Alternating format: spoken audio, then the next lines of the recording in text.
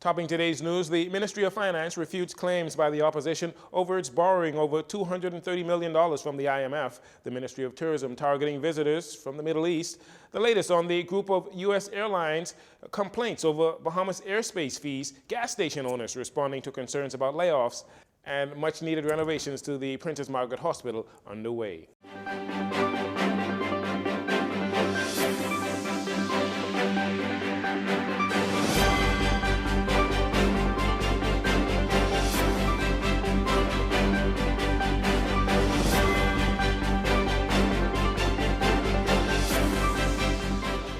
Good evening, Bahamas. I'm Jarino Saunders. This is your JCN Evening News. It's a pleasure to have you join us. Members of the opposition dismayed at the government's $233 million loan from the central bank. F&M leader Michael Pintard and Shadow Minister Finance Kwesi Thompson speaking out against the whopping figure today during a press briefing. Mr. Pintard says the loan, which represents proceeds from the IMF's special drawing rights SDR reserves, goes against the law.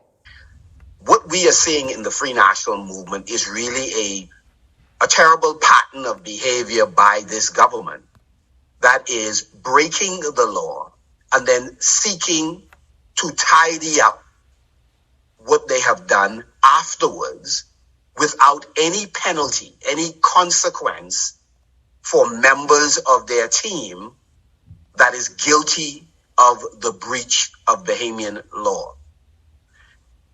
A government behaves in this way when it is arrogant and does not believe that the rules that have been set up for all Bahamian citizens ought to be applied to them.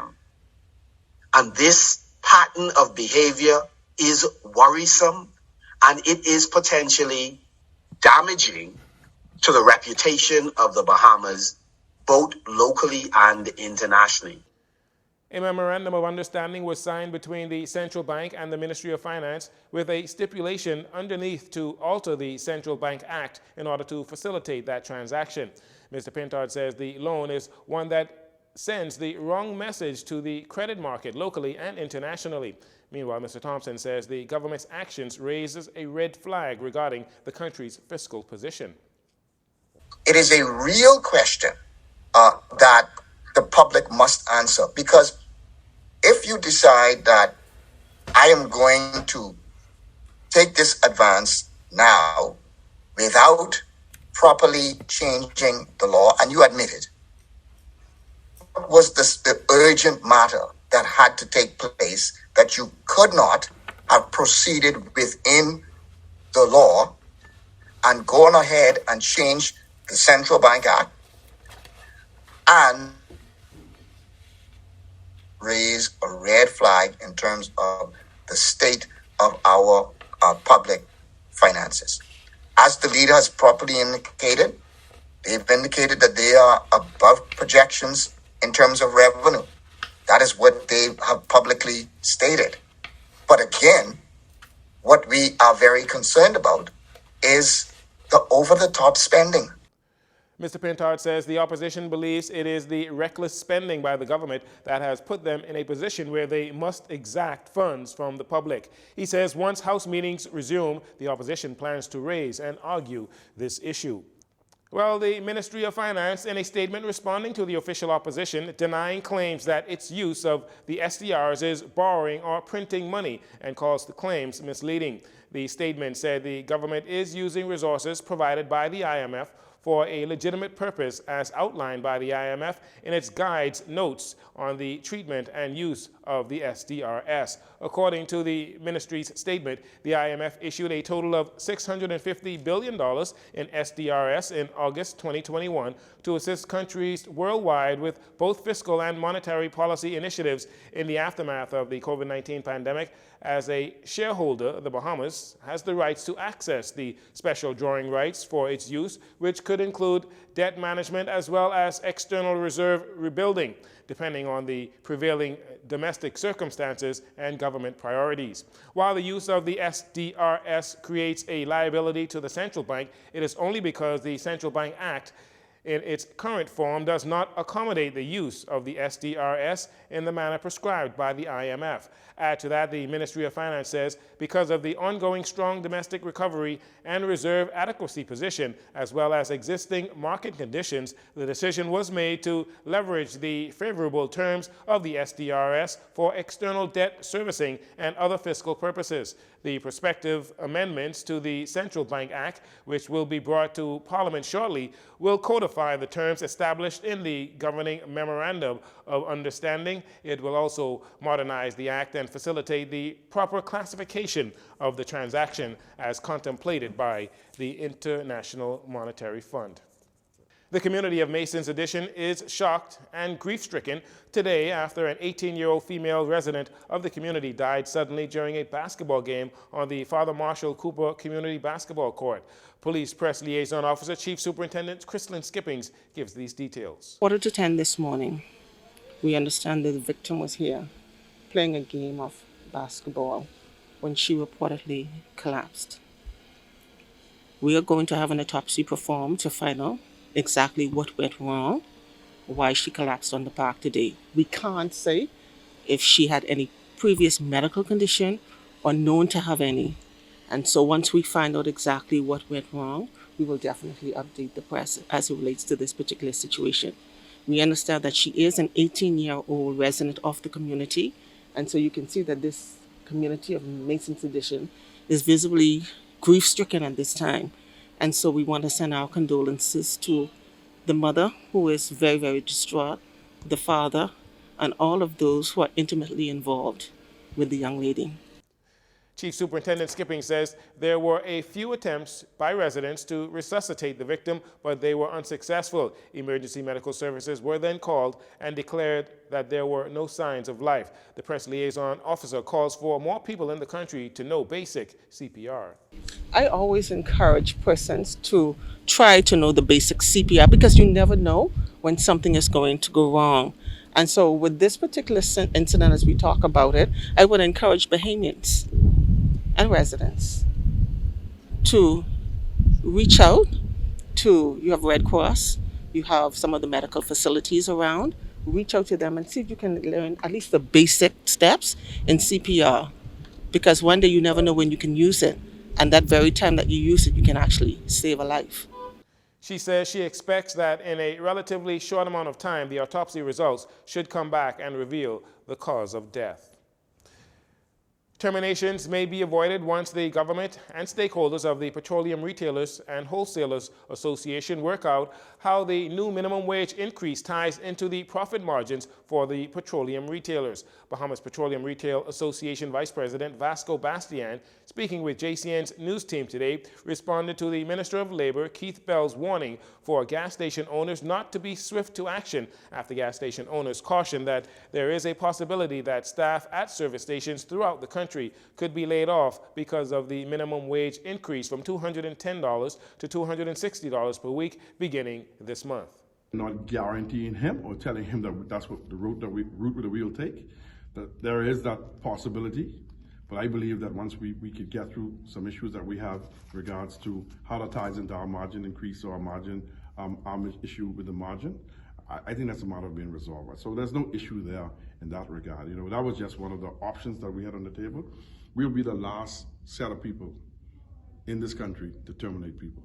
We provide an essentially commodity, and we're not in the business of termination. We're in the business of hiring people. The average gas station employs anywhere between 20 to 25 persons in their capacity as a gas station owner-operator. It has been reported that the United States fuel industry has seen maximum profits, a collateral effect of the Russian invasion on Ukraine, which began in February 2022, leading some to think that petroleum retailers here in the Bahamas and wholesalers here in the Bahamas as well are simply being greedy. However, Mr. Bastian says that is not necessarily the case. We do not make $5.83 at Esso, $5.83 at Shell, or $5.77 or 21 cents at Rubus. We make 54 cents on every gallon of fuel purchased at the various different sites. We don't make the bulk of the money from an investment.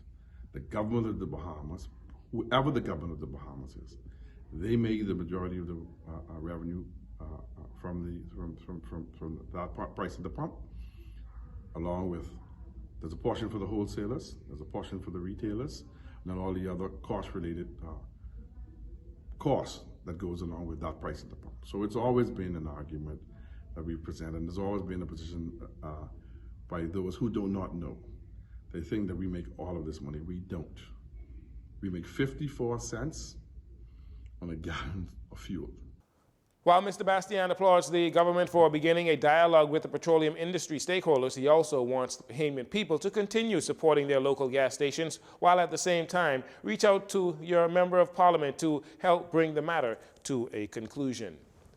Minister of Foreign Affairs Fred Mitchell, commenting on the memorandum of understanding signed between the Emirates Airlines and the Bahamas on Wednesday, following the agreement set to boost the Bahamas' tourism economy. The minister told reporters that a beneficial relationship with the Middle East has been a long-standing goal, saying that at the beginning of his election as foreign minister or foreign affairs minister, he announced an initiative focusing on outreach to the Middle East and China.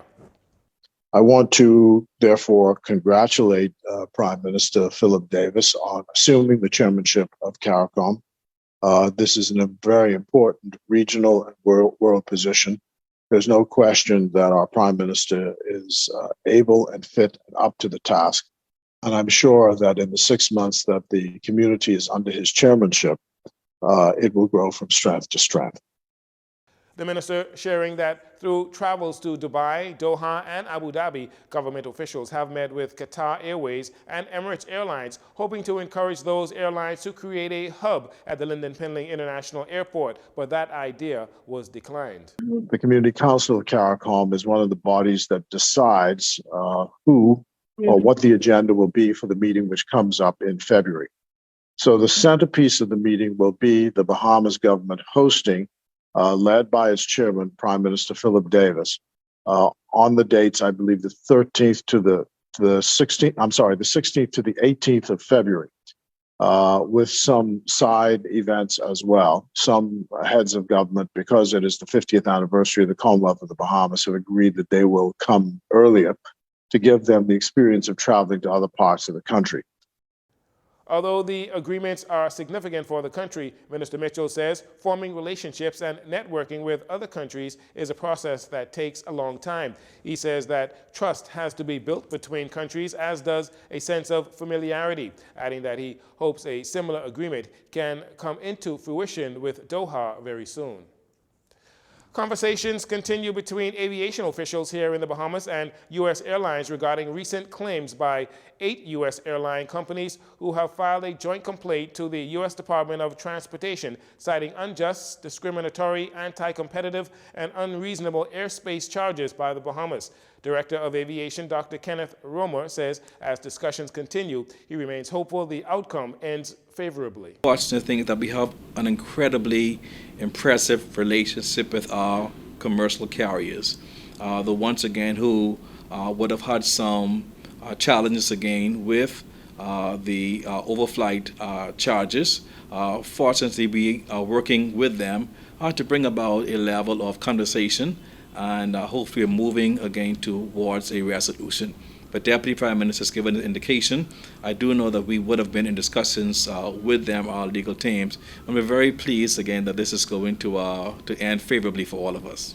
The joint complaint, which was filed on December 19, 2022, under the International Air Transportation Fair Competitive Practices Act, was made by Atlas Air Worldwide Holdings, Delta Airlines, American Airlines, FedEx, JetBlue, Southwest Airlines, United Airlines, and United Parcels Services, that's UPS. They allege in their complaint that charges the Bahamas is levying for air navigation services exceeds the cost of providing those services by millions of dollars. We do know that the Bahamas, again through BANSA, now has assumed some oversight for the management of our own sovereign airspace. Again, the fees that are collected through the management, again, is being used for the purposes for which it has really been collected. It is going to benefit our country very well. And we do believe that, again, as a jurisdiction, that we again have the sovereign responsibility to not just be accountable to our overseas carriers, but again to our country. When the government signed the historic air navigation service agreement with the FAA, former Minister of Tourism and Aviation Dionisio de Aguilar said the country could collect up to $350 million in overflight fees from airlines over a 10-year period, in which the FAA would monitor the airspace at no cost to the Bahamas, except for an annual $80,000 fee to acquire data on airlines passing through Bahamian airspace. And finally, in this segment, pictured here, the Bahamas ambassador to the United States of America, Wendell K. Jones, visited the Apostolic Nunciature Embassy of the Holy See in Washington, D.C. on Wednesday to sign a book of condolences on the death of His Holiness Benedict XVI, Pope Emeritus. Pope Benedict was Bishop of Rome and Supreme Pontiff of the Catholic Church from 2005 to 2013. He died peacefully at his residence in Vatican City on December 31st. 2022. We'll take a break here. We'll be right back after these commercials.